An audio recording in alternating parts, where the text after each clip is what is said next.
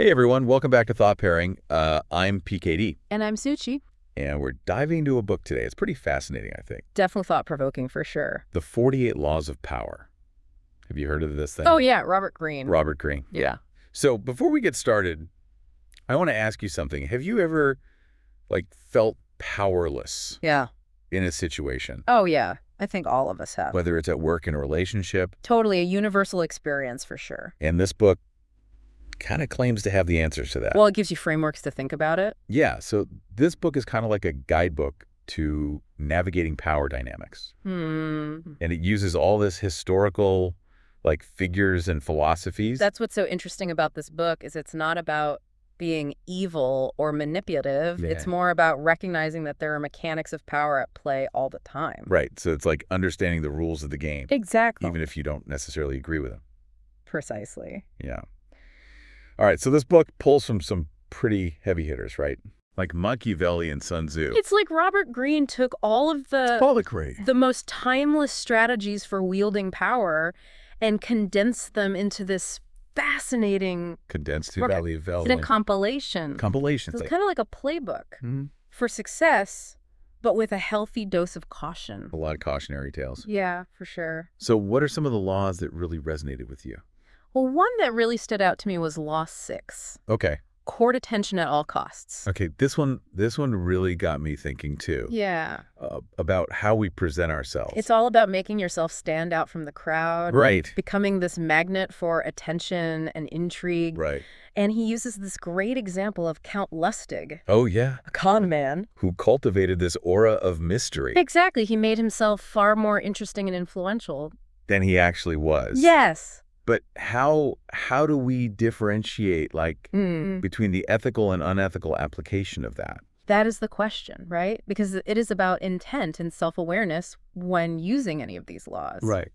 So Count Lustig was using mystery for deception. Right. But you can also use it to highlight your unique talents and experiences. Have like personal branding Exactly. in today's world, right? Yeah. It's like crafting that unforgettable elevator pitch. Yeah, you need to create a narrative that makes you memorable and influential. So speaking of influence, Law 34, be royal in your own fashion. Oh, yeah. Act like a king to be treated like one. Oh, that one. But it's not about being arrogant, right? No, not at all. It's about carrying yourself with confidence and self-belief, Okay. projecting an image of competence and authority. Right. And there was this great anecdote about Lola Montez. She was a dancer who leveraged her dramatic flair and boldness Interesting. to captivate powerful men Wow. and ascend in society. So it's about owning your strengths and projecting that image of success that you want. Exactly. And it applies to so many different things. It's Oh, like climbing the corporate ladder, For sure. negotiating a better deal, Uh-huh.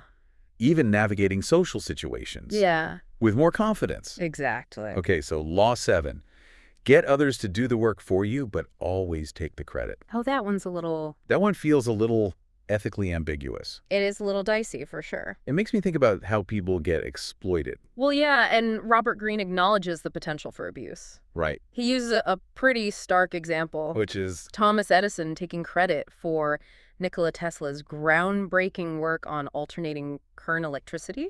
wow. So that's clearly a cautionary tale about the dark side of this principle. Right. So how can we apply this law in a more ethical and constructive way? I think it's about recognizing the value of delegation and collaboration, Okay. but ensuring that everyone involved gets proper recognition and credit. Okay. It's about leveraging other people's expertise without resorting to manipulation or exploitation. So it's about being a leader who empowers their team rather than a boss who takes all the glory. Yeah, and it makes you think about those times when you might have been taken advantage of, Right. or when you could have delegated tasks more effectively. Totally. Law 12, use selective honesty and generosity to disarm your victim. Now that one sounds a little counterintuitive. Right. It's about the power of calculated kindness. So you're saying to be generous to manipulate someone. Well, think of it like this. Okay. Strategic acts of honesty and generosity can build trust Okay. and lower people's defenses, Okay. making them more receptive to your ideas. So you're creating a sense of obligation or reciprocity. Exactly. Okay. And Greene uses the example of P.T. Barnum, Oh, wow. the famous showman. Okay. So he was a master of deception and spectacle, but he understood the importance of genuine generosity in charming and ultimately manipulating the public. Wow. So it makes you wonder, have you ever encountered someone who seemed a little too nice? Right. Maybe they were using this law. Maybe. All right, Law 17. Keep others in suspended terror. Cultivate an air of unpredictability. This one's a little intense. This one is a little intense, right? Yeah. It's about the power of keeping people off balance. When you're unpredictable, others can't anticipate your next move. Right. And it keeps them in a constant state of anticipation. That's suspended terror. Yeah, so how can we apply this principle in an everyday context? Well, think about negotiations. Okay. Dealing with difficult people. Okay. Or even navigating complex social dynamics. Okay. A little bit of unpredictability can keep people on their toes. Right. And make them work harder to please you. So it's about finding that sweet spot between being reliable and throwing in a few calculated curveballs. Exactly. Okay, so before we move on, I'm really curious to hear from you, our viewers. Yes. Have you read the 48 Laws of Power? What are your thoughts on these laws that we've talked about? Yeah. Have you ever used these laws in your own life? Or observed them being used? Share your stories and insights in the comments below. We'd love to hear your perspective. Yeah. So while we wait for your comments, I think it's interesting how this book isn't just about understanding how to wield power yourself, but also recognizing when these tactics are being used on you. It's like having X-ray vision for social dynamics. Absolutely. You start to see those power plays happening everywhere. And once you recognize those patterns, you're less likely to fall prey to them. Knowledge is power, as they say. Law 14, pose as a friend, work as a spy. Ooh. That one made me think about the importance of information gathering. That is such a crucial one. Yeah. It's not about being sneaky or deceptive, but rather understanding your rivals, your competitors, even your colleagues. Right. It's about subtle observation. So less James Bond. Yes. And more just being perceptive. Exactly. Yeah. Reading between the lines. Okay. Paying attention to what people say, how they behave, and who they align themselves with. It reminds me of Law 10. Okay. Infection. Avoid the unhappy and unlucky. It seems like a different kind of intelligence gathering. One focused on energy and emotions. Yeah, this law argues that negativity and bad luck can be contagious. Whoa. So surround yourself with positive and successful people. Okay. Because their energy and their outlook can influence your own. It's like a karmic version of the 48 Laws of Power. It's about being mindful of the company you keep. Right. Recognizing that certain people can drain you, while others can inspire and uplift you. And it makes me think about timing. Oh, yeah. There's a whole law dedicated to it. Timing is everything. Law 33. Master the art of timing. Patience waiting for the right moment to act. Right. Greene talks about how rushing into things betrays a lack of control. Yes. Appearing calm and deliberate. That's much more powerful. Right. He uses this great analogy of a surfer waiting for the perfect wave. Ooh, I like that. You don't just jump on any wave that comes along. Right. You study the patterns, wait for the right opportunity, then strike with precision and confidence. And that really applies to like so many aspects of life. Big decisions, knowing when to speak up in a meeting. Mastering the art of timing is about developing that keen sense of observation and awareness. Right. It's about being able to step back, assess the situation, and then act at the most opportune moment. It makes me think about the dangers of overreaching. Yes. Getting carried away with success. There is a law that addresses that. Which one is that? Law 47.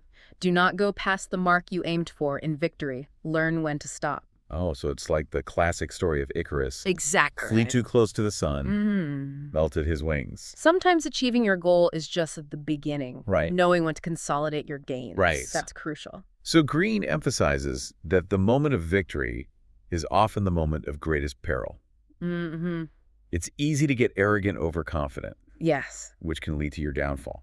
He uses the example of Cyrus the Great. Okay. Built this vast empire, but overextended himself with a disastrous campaign. Oh, wow. Sometimes it's better to stop while you're ahead. So knowing when to stop is a sign of wisdom and discipline. Absolutely. Okay. Recognizing your limits, consolidating your power, and ensuring the longevity of your success. Strike. The shepherd and the sheep will scatter. Okay. That's a bold one. This one's not for the faint of heart. Law 42. It's about targeting the leader. Right. The person in charge. Okay. Or moving the head. Because it dismantles the entire group. Often, yes. It seems ruthless. It can be. But it's effective. He gives the example of Marie Antoinette in the French Revolution. Interesting. Once the revolutionaries targeted and removed the queen, the monarchy began to crumble. Makes you think about power vacuums. Yes. When you remove a leader. Someone else will inevitably step in. Right. So it's a reminder that power is always in flux. Absolutely. The 48 Laws of Power really is a fascinating exploration of human nature and the dynamics of power. It challenges our assumptions about how the world works. It does. It forces us to confront the realities of power. Both the good and the bad. Definitely a book that stays with you long after you've finished reading it. Makes you question everything and everyone. Right? It really does. It's like you're seeing the world through a whole new lens. Yeah, and I think it's really important to remember that this book, it's meant to be like a tool for understanding, not a manual. Right. For manipulation. You're not trying to become some Machiavellian mastermind. It's about recognizing those power dynamics and then using that knowledge ethically and responsibly. Yeah. Greene even says that these laws should be applied with consideration and a strong moral compass. Yes, definitely. Like a tool that can be used for good or evil.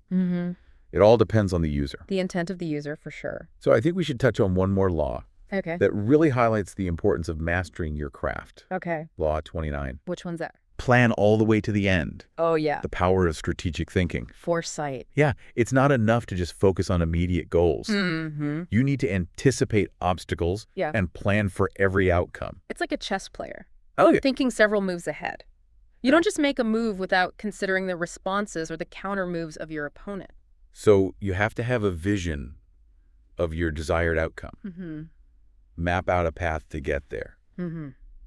Take into account all the roadblocks and detours. It's about being proactive, not reactive. Right. And adaptable, too, because even the best laid plans often go astray. It reminds me of the story about Gonzalo Pizarro. Oh, yeah. This Spanish conquistador. Yeah, he was obsessed with El Dorado, right. The mythical city of gold. And he planned meticulously. But ultimately failed. Yeah, because he refused to adapt. Right. So his rigid adherence to the initial plan led to his downfall. Despite evidence that it was flawed. Yeah, so it's about being flexible, adapting to circumstances. For sure. So before we wrap up our deep dive into the 48 Laws of Power, this book is not for everyone. It can be very dense. It's a dense read. Some of the concepts are unsettling, for sure. Yeah, it challenges your assumptions and forces you to confront some uncomfortable truths about human nature. And the dynamics of power, yes. But if you're willing to engage with the ideas, it can be a really transformative experience. It can be. It can help you understand yourself better. For sure. See the power dynamics. At play in your life. Yeah, and make more strategic choices. It is like a crash course in the art of power. Right, but one that requires you to be ethical. You have to have that moral framework. So if you're intrigued by what we talked about today, I encourage you to check out the 48 Laws of Power. Yes, do it. It's a book that will stay with you.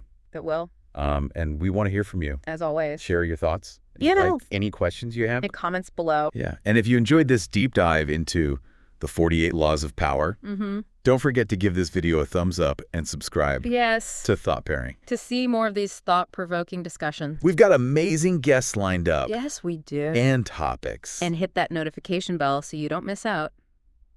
Yeah, thanks for joining us. Yes, thank you. On this journey into the world of power. Power dynamic. Until next time, keep thinking, keep questioning. And keep exploring.